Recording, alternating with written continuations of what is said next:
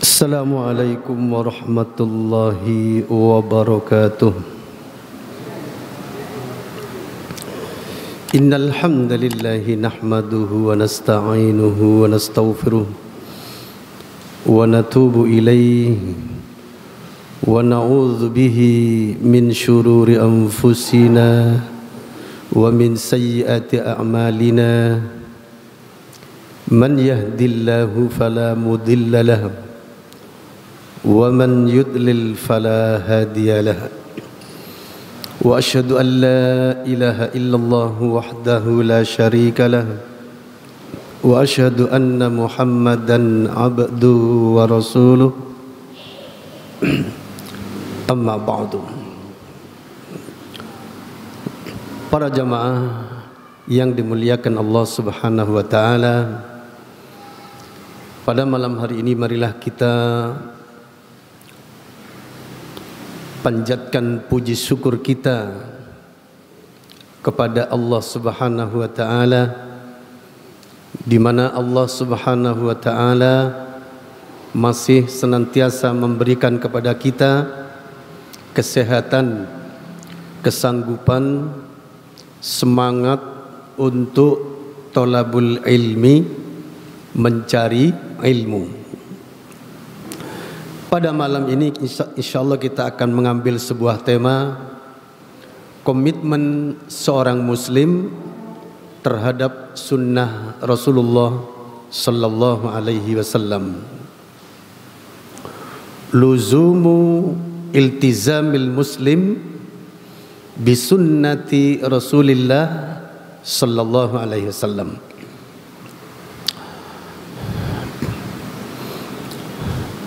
Ahlus sunnah disebut ahlus sunnah yaitu hum man kana ala mithli ma kana alaihi an-nabiyyu sallallahu alaihi wasallam wa ashabuhu. Mereka adalah orang-orang yang berada di atas apa-apa yang berada di atasnya Nabi sallallahu alaihi wasallam dan para sahabatnya. Itulah ahlus sunnah wal jamaah. Jadi agama ini adalah dari Allah Subhanahu wa taala, kemudian disyariatkan agama ini kepada nabinya sallallahu alaihi wasallam, kemudian oleh Nabi sallallahu alaihi wasallam diajarkan kepada manusia. Manusia yang pertama yang menerima ajaran agama ini siapa? Para sahabat ridwanullahi alaihim ajma'in. Para sahabat ridwanullahi alaihim ajmain.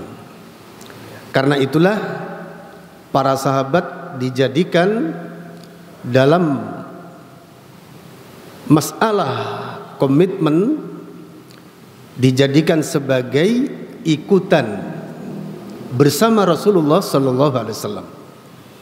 Rasulullah bersama sahabatnya menjadi ikutan pertama, menjadi ikutan pertama dalam menjalankan agama Islam yang datang dari Allah Subhanahu wa taala.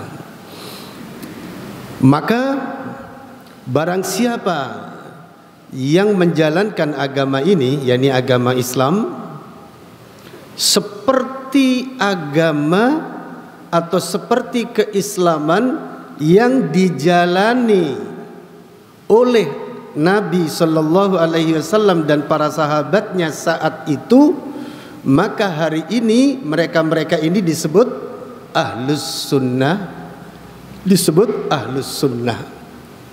Ya, ahlinya mengamalkan sunnah, makanya disebut ahlus sunnah. Sebab kalau bukan ahlinya, ya tentunya tidak disebut ahlus sunnah.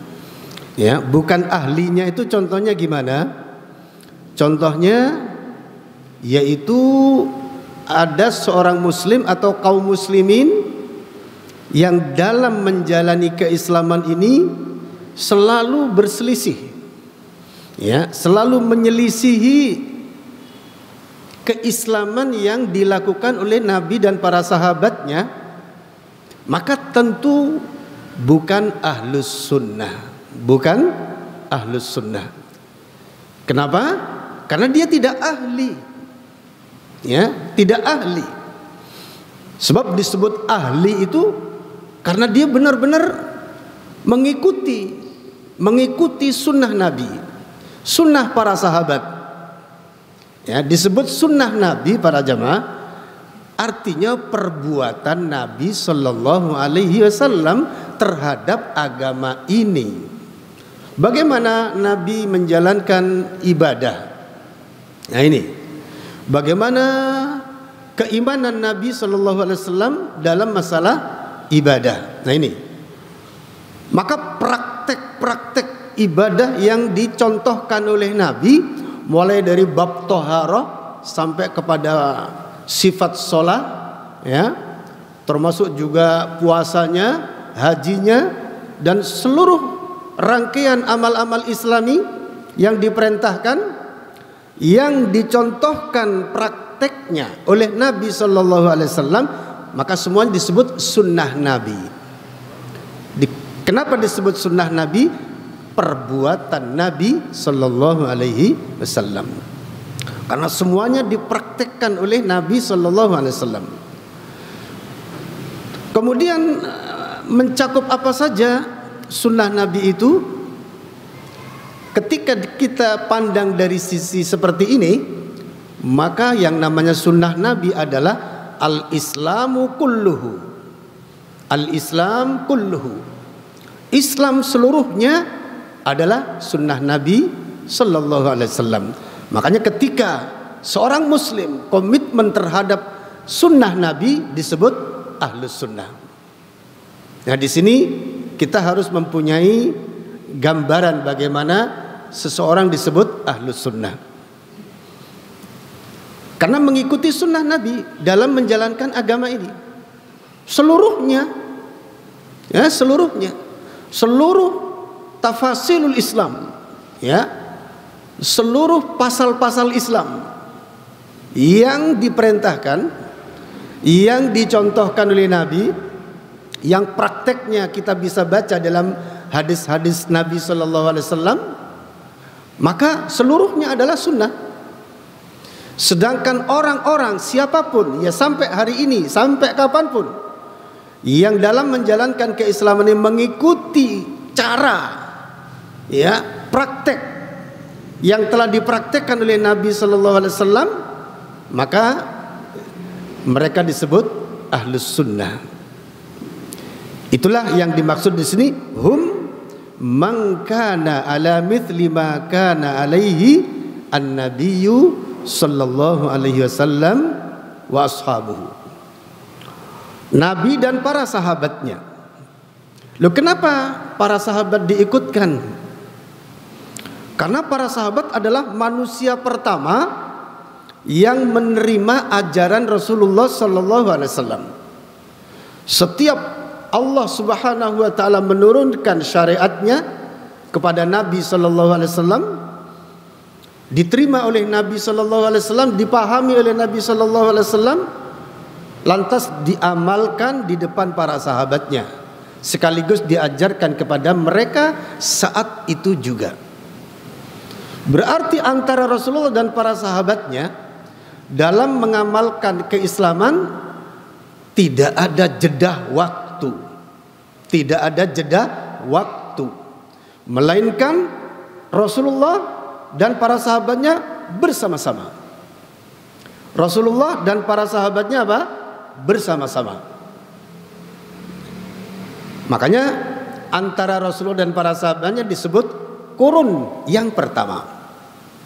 Ketika Nabi menyebutkan sebaik-baik kurun, kata Nabi, khairul kuruni qarni, tsummal ladzina yalunahum, tsummal ladzina yalunahum. Atau kama qala, sebaik-baik masa adalah masaku, kemudian berikutnya. 3 kurun yang utama dalam Islam. Kurun yang pertama Rasulullah dan para sahabatnya.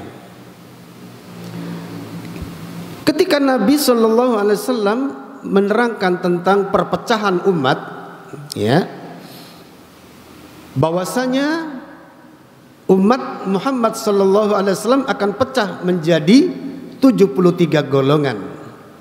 Dalam riwayat Ibnu Majah pada hadis berikut ini, Fa'an Auf bin Malikin radhiyallahu an qala, dari Auf bin Malik radhiyallahu an ia berkata, qala Rasulullah sallallahu alaihi wasallam, Rasulullah sallallahu alaihi wasallam bersabda, iftaraqatil yahudu ala 71 firqatan. Orang Yahudi berpecah belah menjadi 71 golongan. Fawahidatun fil jannah wa sab'una finnar. 71 satu masuk surga dan 71 masuk neraka.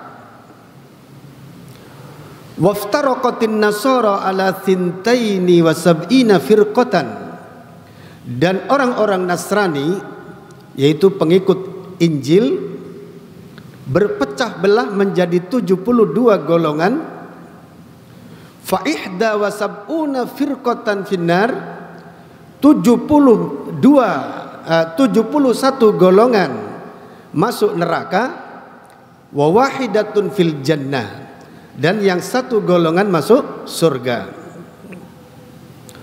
Walladzi nafsu Muhammadin biyadihi, demi zat yang diri Muhammad berada di tangannya, lataftariqanna ummati ala 73 firqatan.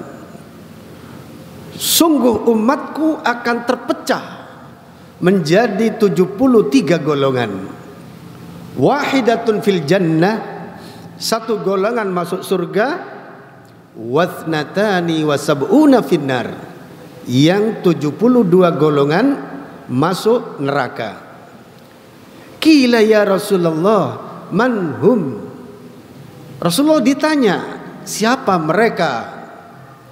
Qala al jamaah.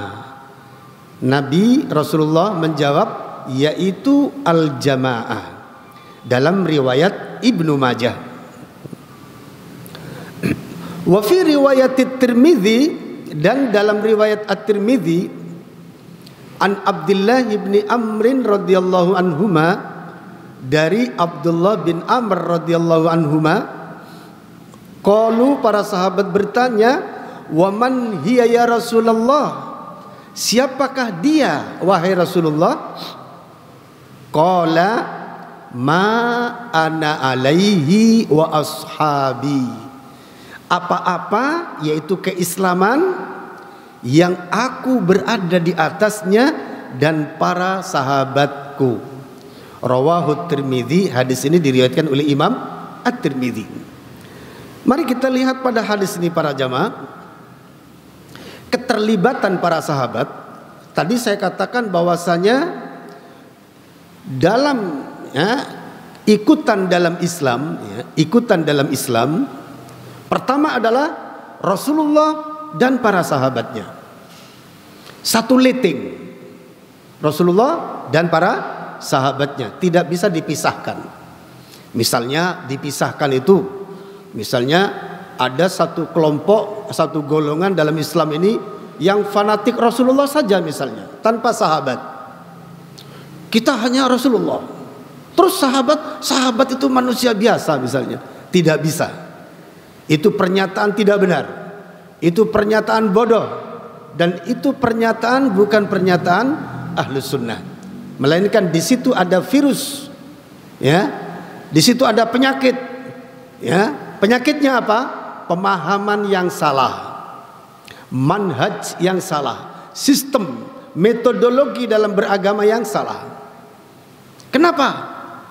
Karena kenapa dipisahkan antara Rasulullah dan para sahabatnya. Tidak ada satu dalil pun yang memisahkan antara Rasulullah dan para sahabatnya. Misalnya, ya, dalil yang menyatakan kita hanya Rasulullah, sahabat itu tersendiri misalnya, tidak ada. Satu pun tidak ada. Semuanya mengarah kepada Rasulullah dan para sahabatnya. Ya, pertama ketika bicara tentang ketaatan di dalam Al-Quran yang ada atiullah wa atiur rasul. Atiullah wa atiur rasul. Taatilah Allah, taatilah Rasul. Nah, ketika taatilah Rasul, disitulah sahabat masuk di dalamnya. Kemudian keterlibatan para sahabat masuk kepada letting awal dalam keikutan, ya, ikutan dalam keislaman juga atas perintah daripada Allah Subhanahu wa taala. Lihat pada surah At-Taubah ayat 100. Lihat pada surah At-Taubah ayat 100, surat ke-9. Allah Subhanahu wa taala berfirman,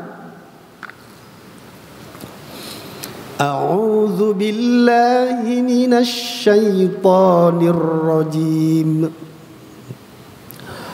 والسابقون الأولون من المهاجرين والأنصار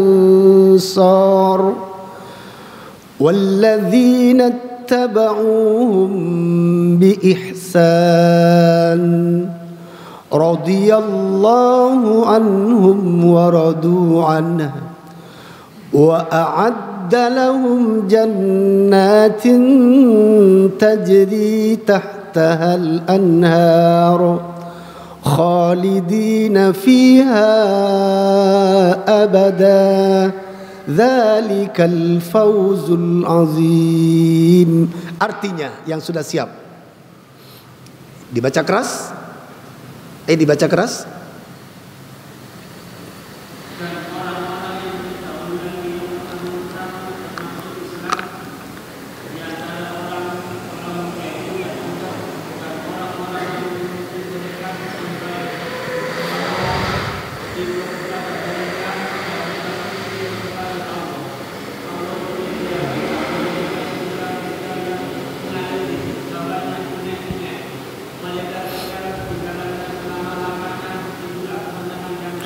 Lihat surah At-Taubah ayat 100. Allah berfirman, dan orang-orang yang terdahulu, lagi yang pertama-tama di dalam Islam, dari kalangan muhajirin dan kalangan kaum Ansor, dan orang-orang yang mengikuti jejak mereka dengan sebaik-baiknya, Allah ridho kepada mereka dan mereka ridho kepadanya.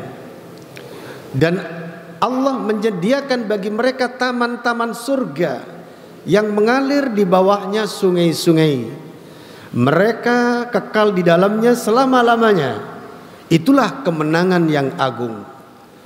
Lihat pada Al-Maidah ayat 100. Di sini Allah langsung menjadikan para sahabat itu ikutan yang benar. Barang siapa yang menjalankan Islam ini sesuai dengan agamanya para sahabat dan mengikuti jejak agama mereka dengan sebaik-baiknya, Allah ridho kepada mereka dan mereka pun ridho kepadanya, dan Allah sediakan bagi mereka taman-taman surga. Subhanallah para jamaah. Ini dalil yang paling tegas yang menunjukkan bahwa para sahabat itu adalah ikutan, ya, ikutan utama di dalam keislaman, di dalam menjalankan agama Islam. Nah, ini yang saya maksud tadi, bahwasanya para sahabat tidak bisa dipisahkan dengan Rasulullah Sallallahu Alaihi Wasallam. Karena itulah dakwah salaf selalu berkata kepada manusia, wahai manusia, wahai kaum beriman, wahai kaum muslimin, kembalilah kepada Al-Quran dan As-Sunnah sebagaimana yang telah difahami oleh para sahabat. Nah, yang ketiga ini penting sekali. sebagaimana yang dipahami oleh para sahabat, atau dalam bahasa lain apa? Sebagaimana yang telah dipahami oleh para salafus soleh. Salafus soleh yang dimaksud di sini siapa? Rasulullah dan para sahabatnya. Salaf artinya generasi terdahulu di dalam agama Islam. As-soleh yang soleh. Siapa? Para sahabat ridwanullahi alaihim ajmain. Kenapa ketika kita menyeru kepada manusia kembali kepada Al-Quran dan Sunnah, kemudian kita tambah dengan sebagaimana yang dipahami oleh salafus soleh atau para sahabat? Sebab banyak kenyataan kaum muslimin atau kelompok-kelompok, golongan-golongan yang muncul di kalangan kaum muslimin yang mengklaim dirinya kembali kepada Quran hadis tanpa menyebutkan salafus soleh. Ya, ini tanpa menyebutkan para sahabat. Pada akhirnya apa? Ketika kita mencoba mendekati, ya mendekati itu kita maunya ikut kalau memang benar. Ternyata kita dapati apa? Ketidakpuasan di sana. Kenapa? Karena banyaknya sunnah atau hadis yang hanya diterjemahkan oleh kelompok tersebut. Sehingga terjadi apa? Kontradiksi.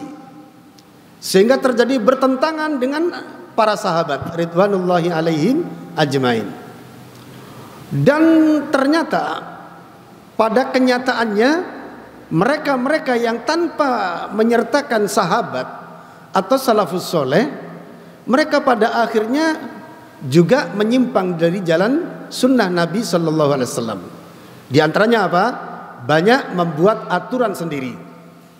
Di antaranya lagi apa? Mereka kemudian membuat firqah-firqah baru, membuat golongan-golongan baru, organisasi-organisasi baru, yang kemudian mereka fanatisme terhadap golongannya melebihi fanatismenya terhadap Quran dan sunnah Nabi Sallallahu Alaihi Wasallam. Itu yang terjadi. Paling tidak mereka kemudian membuat organisasi di dalam keislaman itu sudah salah. Membuat organisasi pada awalnya tidak masalah kalau tidak ada hubungannya dengan agama. Misalnya organisasi kemasyarakatan, misalnya nggak apa-apa. Organisasi PKK, ya. Organisasi ibu-ibu, organisasi bapak-bapak, misalnya, ya. Organisasi kaum dokter, kaum petani misalnya, ya, tidak masalah, silakan. Tapi ketika membuat organisasi, membuat golongan atas nama keagamaan, ya, yang kemudian berafiliasi kepada keislaman, itulah yang salah itu. Karena pada akhirnya akan mengkotak-kotak manusia, akan mengkotak-kotak kaum muslimin, sehingga mereka tidak lagi bisa bersatu. Iya, kalau organisasinya itu dicintai oleh seluruh kaum muslimin sehingga kaum muslimin masuk ke dalamnya, maka nggak ada masalah. Artinya sedikit masalah. Permasalahannya terkadang organisasi yang dimunculkan adalah organisasi yang dimunculkan setelah manusia benci kepadanya. Setelah manusia benci kepada kelompok tersebut, kemudian membuat nama, maka nama itu juga dibenci. Nah, kemudian ketika nama itu akan membawa bendera kebenaran, maka kesulitan terjadi di sana. Atau kemudian apalagi nama tersebut menjadi idola bagi pengikutnya, ya, sampai terjadilah fanatisme golongan yang berlebihan. Dan itu sudah dilarang oleh Allah Subhanahu wa taala di dalam surah Ar-Rum, ya. Di dalam surah Ar-Rum ayat 30 sampai ayat 32. Qori'nya dipersiapkan.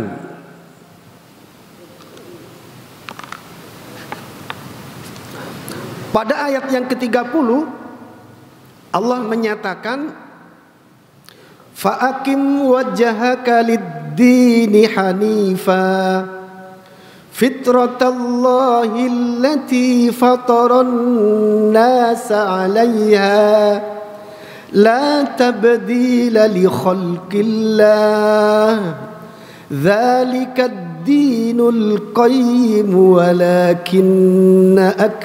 ولكن أكثر الناس لا يعلمون منيبين إليه واتقوه وأقيموا الصلاة ولا تكونوا من المشركين من الذين فرقوا دينهم وكانوا شيعا كل حزب بما لديهم فرحون. Artinya,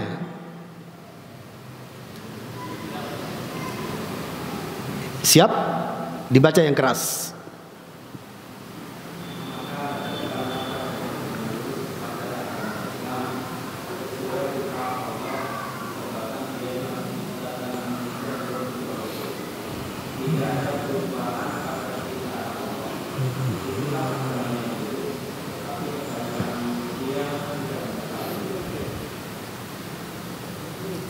Kemudian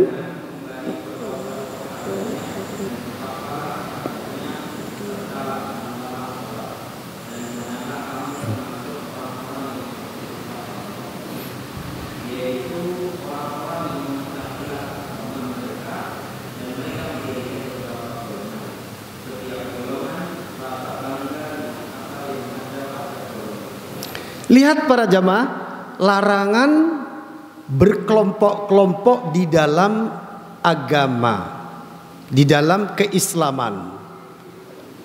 Allah berfirman, fa'akim wajhaka lid-dini hanifa, maka hadapkanlah wajahmu kepada agama yang lurus. Fitratallahi allati fataran nasa 'alaiha, fitrah kesucian Allah yang telah Allah ciptakan manusia di atasnya. La tabdila li khalqillah, tidak ada penggantian bagi ciptaan Allah. Dzalikad dinul qayyim, yang demikian itulah agama yang lurus.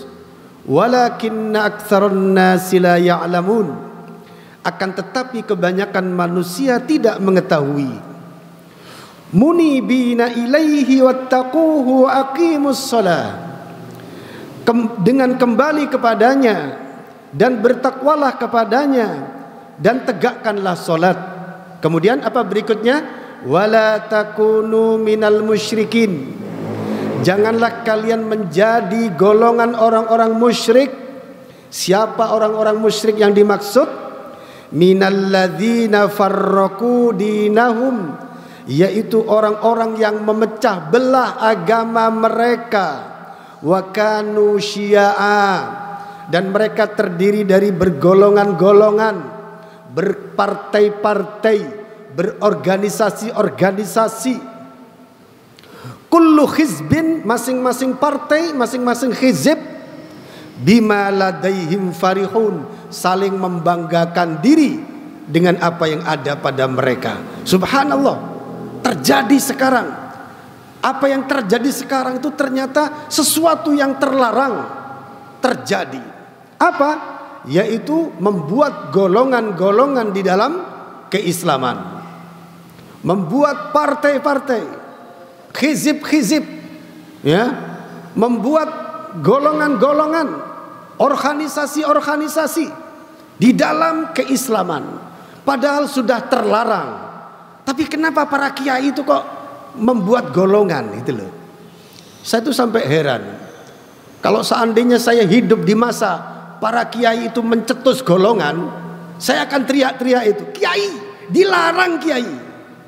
Dilarang. Sudah dilarang, kenapa kiai malah membuat golongan-golongan dalam agama? Betul nggak kira-kira? Ini ayatnya. Sudah dilarang, kenapa mereka membuat golongan?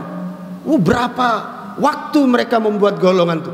Mulai dari merencanakan, dirapatkan, diistikharahkan, terus diputuskan, kemudian merumuskan ADART-nya, terus menentukan kepengurusannya, berapa lama mereka membuat organisasi itu. Padahal ayat ini harus ditaati. Saya heran ketika mereka membuat golongan, organisasi, apa mereka tidak membaca ayat ini sehingga tidak ada rasa takut? Padahal ancamannya gimana para jamaah? Ancamannya ketika fanatisme golongan itu dikedepankan, ketika umat ini berpecah belah menjadi golongan-golongan, apa kata Allah? Menjadi kaum musyrikin, menjadi orang-orang musyrik. Allah katakan wala takunu minal musyrikin, janganlah kalian menjadi orang-orang musyrik. Siapa mereka kata Allah? Yaitu orang-orang yang memecah belah agama mereka, dan mereka terdiri dari golongan-golongan, organisasi-organisasi. Ayatnya jelas sekali. Saya sampai heran kenapa terjadi umat Islam terdiri dari berkelompok-kelompok, bergolongan-golongan. Coba mari kita perhatikan golongan-golongan yang ada sekarang ini. Siapa di antara mereka yang terbaik dalam keagamaan, dalam penilaian agama? Siapa yang terbaik? Kalau sampean bertanya kepada saya katakan tidak ada yang baik. Kenapa? Masing-masing membanggakan kelompoknya, sebagaimana di ayat ini dikatakan kullu hizbin bima ladaihim farihun. Masing-masing golongan bangga dengan golongan mereka. Sekarang yang terjadi, masing-masing golongan membanggakan golongan atau tidak? Sudah terjadi. Membanggakan golongan, ini masjid kami, ini rumah sakit kami, ini sekolahan kami, ini pondok pesantren kami, ini kiai kami, ini ustadz kami, ini wali kami kata mereka. Kalian gak punya wali, kami punya wali kata mereka. Klaim-klaiman terjadi. Padahal klaim-klaiman itulah yang dilarang di dalam Islam. Wallahi para jamaah, umat Islam sekarang ini telah terhasut dengan hasutan yang dalam. Sulit untuk dikembalikan, sulit untuk dipersatukan, kecuali apabila Allah yang menghendaki. Kenapa para jamaah? Karena masing-masing telah menjalankan agama, ya. Masing-masing telah menjalankan keislaman sesuai dengan rohnya golongan masing-masing. Nah ini sesuai dengan rohnya golongan masing-masing. Yang satu golongan misalnya di antara rohnya, ya, di antara rohnya itu ada selamatan orang mati, ada peringatan-peringatan misalnya. Maka mereka pun menjalankan keislaman itu sesuai dengan rohnya golongan itu. Ya, ada lagi satu kelompok yang lain, ya, mereka menggunakan akal daripada dalil misalnya. Selalu akalnya didewa-dewakan. Maka mereka menjalankan keislaman sesuai dengan akal mereka. Nah, itulah yang terjadi ketika umat Islam ini berada pada fanatisme golongan. Yang terjadi apa? Masing-masing umat Islam akan menjalankan keislaman sesuai dengan roh golongan masing-masing. Golongannya menuju kemana? Nah ini, wallahi para jamaah, inilah yang terlarang itu. Akhirnya apa? Lepaslah dari jalur yang aslinya, lepaslah dari jalur yang sebenarnya. Ketika Nabi SAW ditanya siapa golongan yang selamat itu, kata Nabi, ma ana alaihi wa ashabi, apa-apa yang aku dan para sahabatku berada di atasnya. Ma'asyiral muslimin rahimani wa rahimakumullah. Maka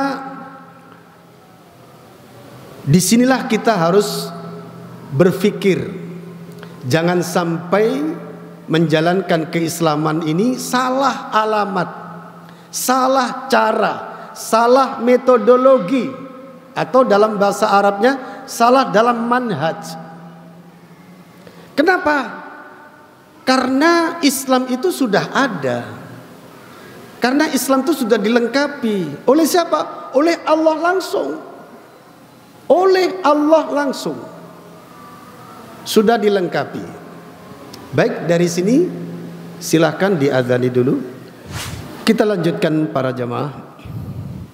Islam ini sudah dilengkapi oleh Allah.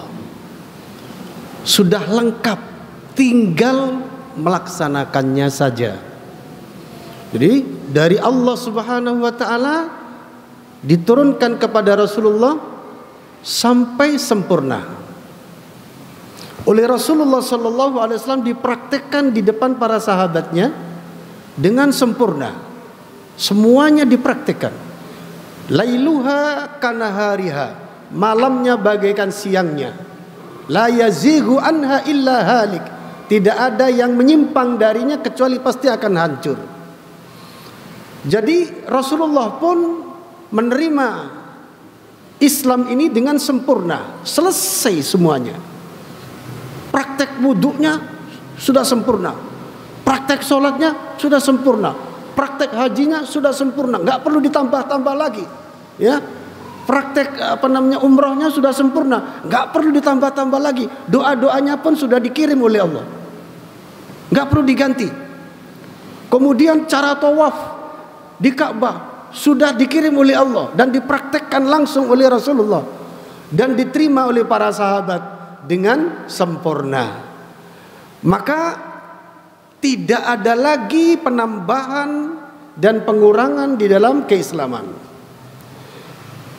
Allah sudah sempurnakan sebagaimana dalam surah Al-Maidah ayat ketiga.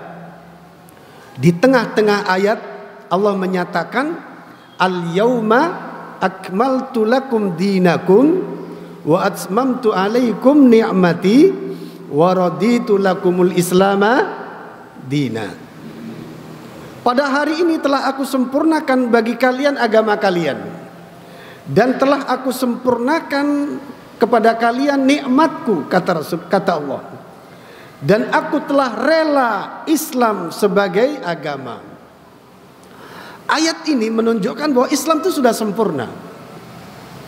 Segala yang berhubungan dengan Islam tinggal melaksanakan, tinggal belajar, setelah itu kemudian melaksanakan, itu aja. Jadi umat Islam itu kewajibannya adalah belajar Islam, kemudian melaksanakan. Misalnya apa? Cara berwudu misalnya. Belajar cara berwudu dalam hadis yang sudah ada. Setelah paham dan tahu caranya, tinggal praktek. Itu saja sebenarnya yang harus dilakukan oleh kaum muslimin terhadap agamanya. Tidak ada lagi yang lain. Lah kalau yang sekarang yang terjadi gimana? Yang terjadi sekarang adalah kaum muslimin mempelajari Islam dengan cara yang beragam, tidak kepada dasarnya yang sebenarnya. Dasar keislaman yang sebenarnya sekarang hanya ada pada dua, yaitu Al-Quran dan Al-Hadis. Dan itulah Al-Quran dan Al-Hadis ini sebagai terjemahan daripada firman Allah Subhanahu wa ta'ala di dalam surah ke-47, surah Muhammad ayat 33. Allah menyatakan, Ya ayyuhalladzina amanu ati'ullaha wa ati'ur rasula wa la tubtilu a'malakum. Sudah ketemu terjemahannya yang sebelah sini? Silakan dibaca. Silakan dibaca. Belum ketemu? Surah ke-47 ayat 33 sudah ketemu? Dibaca terjemahannya yang keras. Dibaca. Belum ketemu? Silakan.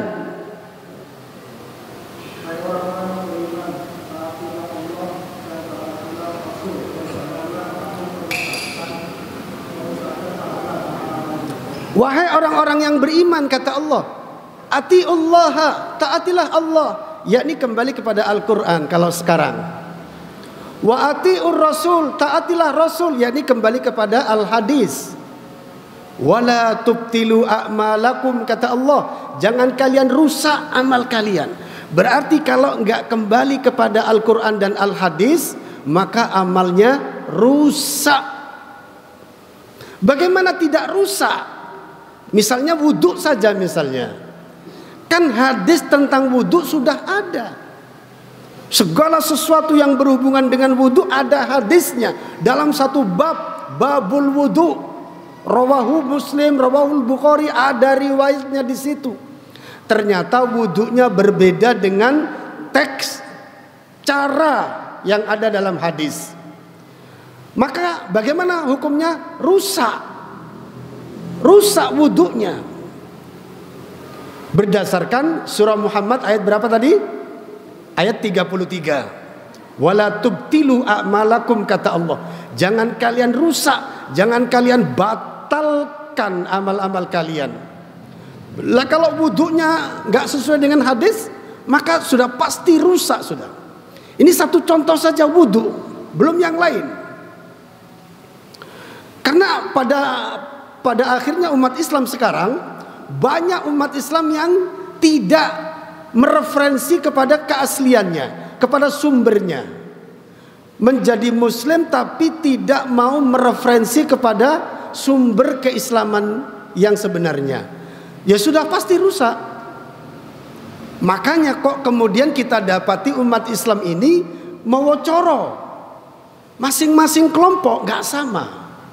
Lo kan heran. Padahal Qur'annya satu, nabinya satu, hadisnya satu. Kenapa berbeda?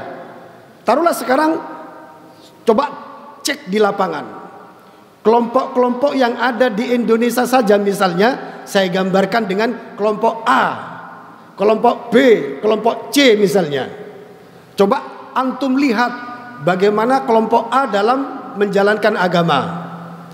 Setelah itu antum lihat bagaimana kelompok B dalam menjalankan agama.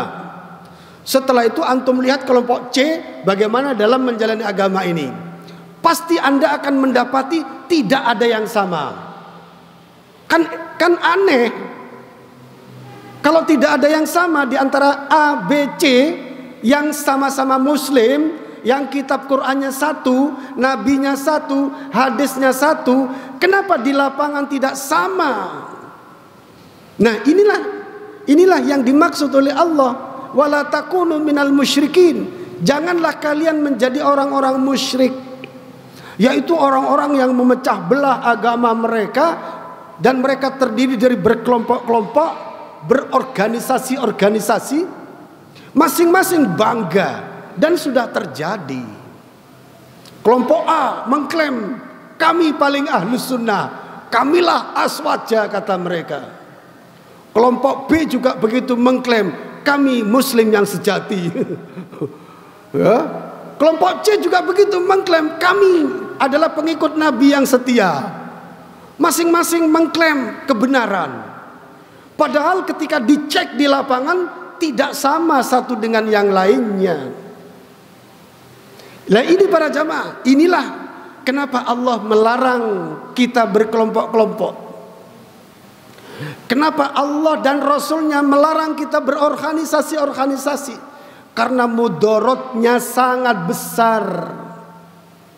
Akan menyebabkan manusia itu menyimpang dari kebenaran, menyimpang dari rel asli Islam. Bahkan para jamaah, peringatan-peringatan agar kita tidak berkelompok-kelompok, agar kita bersatu dalam keislaman ini banyak sekali di dalam Al-Quran. Ada satu peringatan yang paling banyak dilupakan oleh kaum muslimin, sehingga ayat itu belum nampak hasilnya, ya, belum nampak hasilnya, yaitu warning Allah, perintah Allah agar bersatu, menggalang kekuatan menghadapi musuh-musuh. Lihat pada surah Al-Anfal ayat 73. Disiapkan terjemahannya, jangan saling tonjok-tonjokan. Saya nggak siap Ustaz. Satunya no. Satunya absen Ustaz. Jangan, siap gitu ya. Itu akan menghidupkan majelis ya. Lihat pada surah Al-Anfal ayat 73. Surah ke-8 ayat 73. Allah Subhanahu wa taala berfirman, "Walladzina kafaru ba'duhum awliya'u ba'd illa taf'aluhu takum fitnatun fil ard takun fitnatun fil ardi wa fasadun kabir. Siapa yang siap? Silakan baca duluan.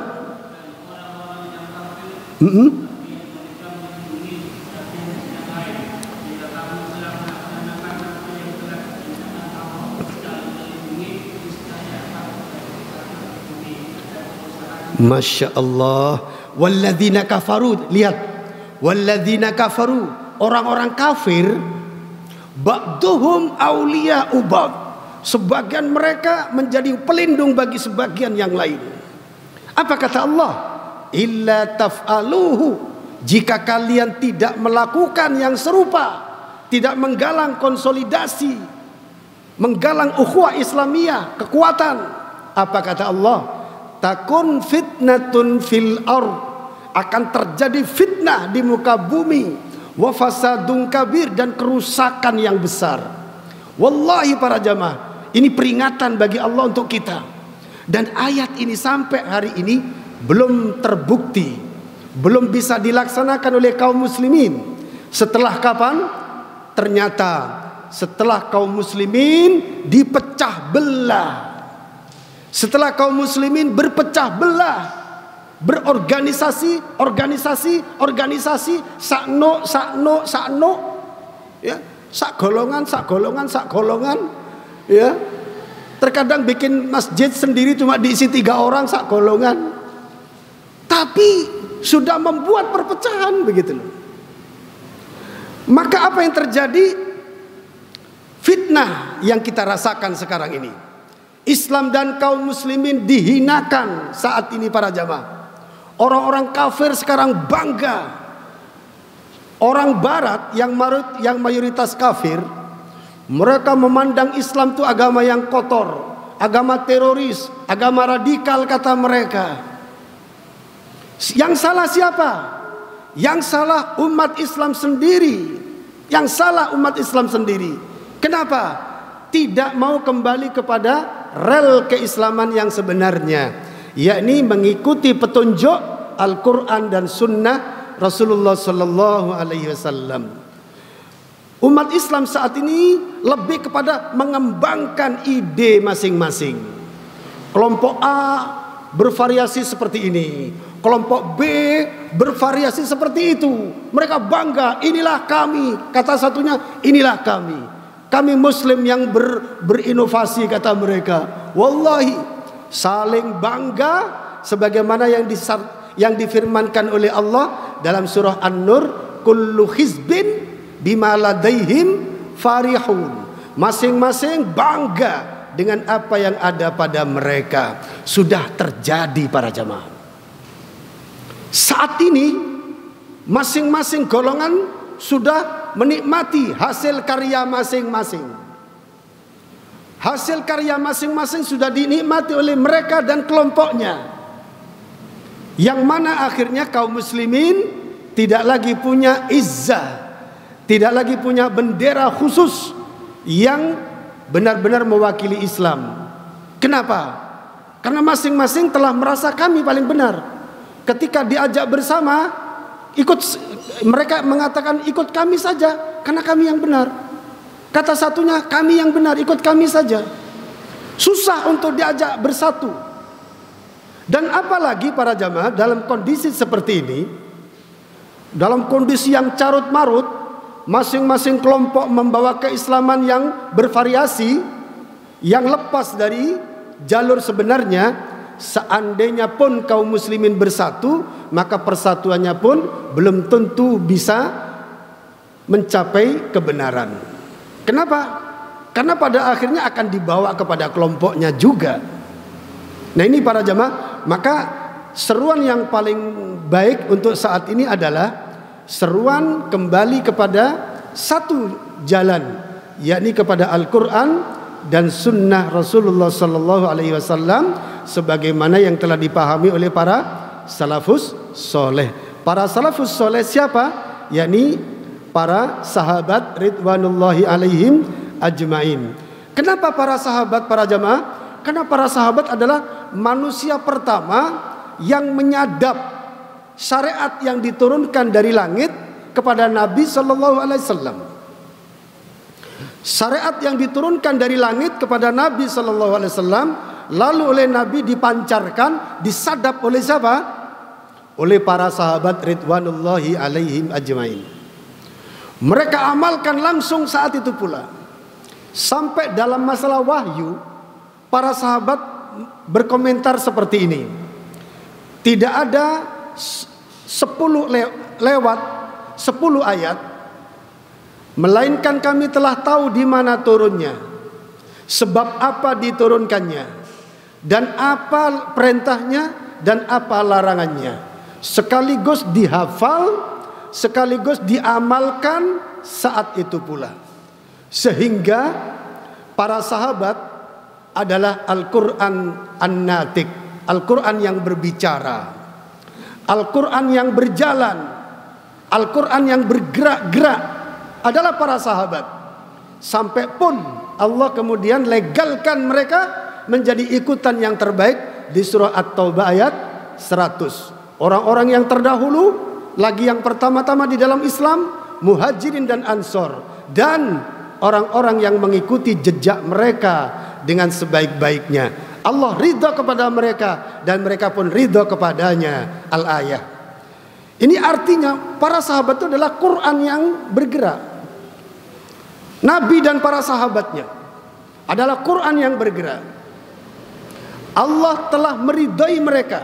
Ini artinya bahwasanya keagamaan Rasulullah dan para sahabatnya sudah disetujui oleh Allah, sudah direstui, sudah diakui oleh Allah Subhanahu wa taala.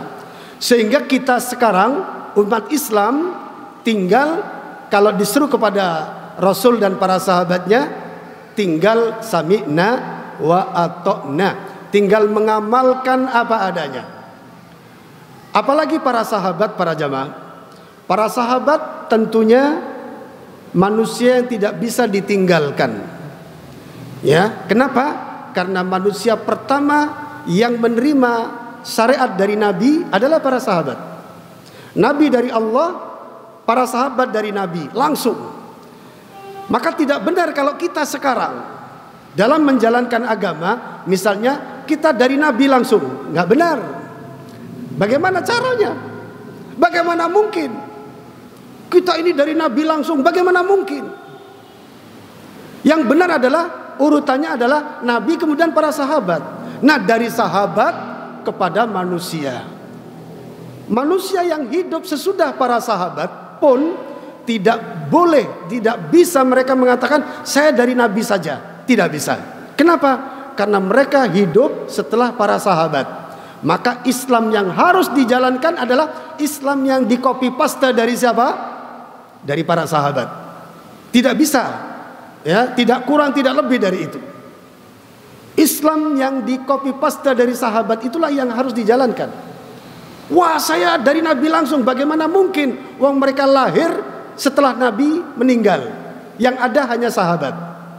Maka klaim Nabi langsung tidak bisa. Apalagi kita sekarang. Kita sekarang ini tidak bisa langsung kepada Nabi. Sudah pasti jalur keislaman kita dari para sahabat. Itu sudah pasti sudah. Terus kemudian setelah sahabat, nah ini para jamaah, setelah para sahabat itulah terjadi ikhtilafan katsira, perpecahan yang banyak sekali. Maka Nabi sendiri sudah menyatakan hal itu, ya, bahwasanya kata Nabi sallallahu alaihi wasallam, man ya'is minkum fasayarah tilafan katsira, maka ia akan melihat perpecahan yang banyak sekali, kata Rasulullah. Lalu apa perintah Rasulullah? Ini Rasulullah berbicara di depan para sahabatnya, di depan para sahabat ketika para sahabat masih hidup, masih sugeng-sugeng. Nabi katakan, maka sesungguhnya kalian akan melihat perpecahan yang banyak. Lalu perintah Nabi kepada mereka yang masih hidup ini, para sahabat yang masih hidup ini, apa perintah Nabi kepada mereka? Fa'alaikum bisunnati, tetaplah kalian bersama sunnahku, wa sunnatil khulafa'ir rasyidina, dan sunnah khulafaur rasyidin. Padahal khulafaur rasyidin saat itu belum ditunjuk. Nabi sudah katakan, orang-orang yang disebut khulafaur rasyidin baru muncul kapan? Setelah Nabi wafat, umat kemudian menunjuk si fulan, Abu Bakar pertama, kemudian Umar, kemudian Utsman, kemudian Ali. Barulah umat tahu khulafaur rasyidin itu dia, mereka ini ternyata. Itu sudah dikatakan oleh Nabi ketika mereka belum ditunjuk apa-apa. Bahkan Abu Bakar pun belum tahu siapa mereka. Saat Nabi berbicara, Umar pun belum tahu khulafaur rasyidin itu siapa.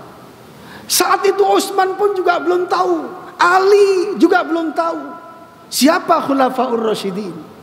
Tahu-tahunya setelah sepeninggal Nabi, mereka-mereka yang ditunjuk. Wallahi para jamaah, apa kata Nabi? Tetaplah kalian bersama sunnahku dan sunnah khulafaur rasyidin. Tamassaku biha, berpegang teguhlah dengannya. Wa addu 'alaiha bin nawajid, gigitlah atasnya dengan gigi geraham. Wa iyyakum wa muhdatsatil umur, jaga diri kalian dari perkara-perkara yang baru di dalam Islam. Wa fa inna kulla muhdatsatin bid'ah, kata Nabi. Maka sesungguhnya setiap yang baru itu bid'ah, wa kullu bid'atin dolalah, dan setiap yang bid'ah itu sesat. Para jamaah, hadis ini penting sekali para jamaah. Kata Nabi SAW ini kepada para sahabatnya saja, ketika terjadi perpecahan di antara kalian, sepeninggal aku nanti, sepeninggal Nabi, terjadilah perpecahan. Saat itu para sahabat masih hidup. Apa pesan Nabi? Kembalilah kepada sunnahku. Hadis ini berlaku bagi kita sekarang para jamaah. Sekarang kita melihat perpecahan itu berapa jumlahnya, tidak terhitung. Perpecahan yang terjadi di dalam tubuh kaum muslimin tidak terhitung jumlahnya. Maka hadis ini sebenarnya mengingatkan kepada kita, siapa saja wahai kaum muslimin yang merasa telah mendapati perpecahan itu ada di depan matanya, kembalilah kamu kepada sunnahku. Itu yang dimaksud. Berarti sekarang ini para jamaah, setiap kaum muslimin hendaknya berpikir, perpecahan-perpecahan ini ternyata ada gitu loh. Ada, dan masing-masing mengaku kelompok kebenaran, mengklaim dirinya benar. Maka seorang muslim hendaknya berpikir dengan hadis ini, maka saya harus kembali kepada sunnah Nabi Sallallahu Alaihi Wasallam. Sunnah Nabi sekarang ada dalam apa? Dalam hadis-hadis Rasulullah Sallallahu Alaihi Wasallam. Para jamaah yang dimuliakan Allah Subhanahu Wa Taala, demikianlah tentang iltizamul muslim bisunnati Rasulullah Sallallahu Alaihi Wasallam, yaitu kewajiban, komitmen seorang muslim terhadap sunnah Rasulullah Sallallahu Alaihi Wasallam agar kembali kepada keaslian agama. Ketika kembali kepada keaslian agama, maka kita akan mendapatkan keridhaan dari Allah Subhanahu wa Ta'ala. Sehingga keislaman kita nanti ketika kita sodorkan di hadapan Allah, karena Islam ini nanti akan dilaporkan ke hadapan Allah para jamaah. Pada saat hari hisab, Islam kita, Islam yang datang dari Rasulullah, yang kita terima, yang kemudian kita amalkan, nanti Islam yang kita amalkan yang akan kita laporkan kepada Allah. Bagaimana pelaksanaan kita, itu yang akan diminta oleh Allah. Bagaimana kamu melaksanakan Islam ini? Apakah sesuai dengan Nabi, dengan Rasulullah dan para sahabatnya, atau kemudian mengikuti keislaman-keislaman yang tidak jelas? Jadi Islam ini para jamaah nanti akan dilaporkan di hadapan Allah Subhanahu wa Ta'ala. Maka jangan sampai laporan kita nanti salah. Kalau laporan kita salah, maka laporan kita ditolak, tidak di ACC. Kalau laporan kita ditolak, berarti kita nggak cocok masuk surga, maka kita pasti masuk neraka. Waliyadzubillah. Kenapa masuk neraka? Karena kita membawa keislaman ke hadapan Allah dengan keislaman yang lain, yang tidak sesuai dengan keislaman yang telah diridhai oleh Allah Subhanahu wa Ta'ala. Disinilah pentingnya kita kembali kepada Al-Quran dan Sunnah Rasulullah Sallallahu Alaihi Wasallam. Ma'asyiral muslimin rahimani wa rahimakumullah, semoga kita, keluarga kita, anak-anak cucu kita adalah hamba-hamba Allah yang senantiasa ditunjukkan ke jalan yang benar, yang senantiasa ditunjukkan kepada Islam yang murni, kepada Al-Quran dan Sunnah Rasulullah Sallallahu Alaihi Wasallam, sebagaimana yang telah dipahami oleh para sahabat ridwanullahi alaihim ajmain. Baik, sampai di sini kajian kita. Mari kita tutup dengan doa kafaratul majlis. Subhanakallahumma wa bihamdika asyhadu an la ilaha illa anta astaghfiruka wa atubu ilaik. Assalamualaikum warahmatullahi wabarakatuh.